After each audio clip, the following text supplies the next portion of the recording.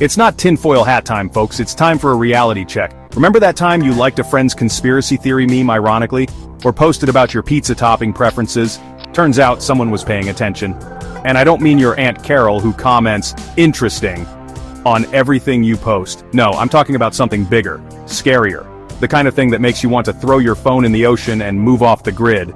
But then you remember, they can probably track your movements through your Fitbit, so what's the point? We're living in the age of AI, and while everyone's busy arguing about whether robots will take their jobs, the scarier truth is, they already have. Our jobs as free-thinking individuals, that is. Because every click, every like, every late-night Wikipedia spiral is being tracked, analyzed, and used against us.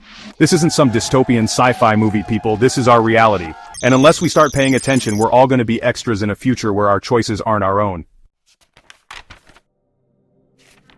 You know how your grandpa always says things were simpler in his day? Well, for once, Gramps is right, sort of.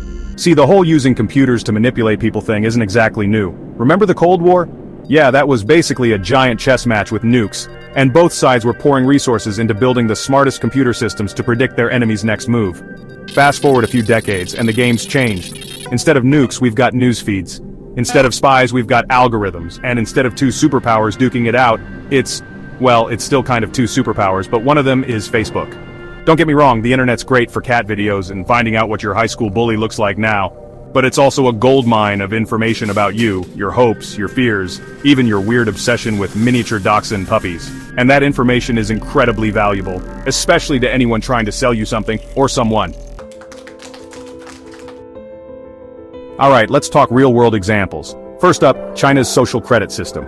Imagine if your credit score wasn't just about your finances, but about your entire life. Jaywalked across the street, points deducted. Posted a glowing review of the government, points added. Sounds insane, right? Well, that's the reality for millions of people in China.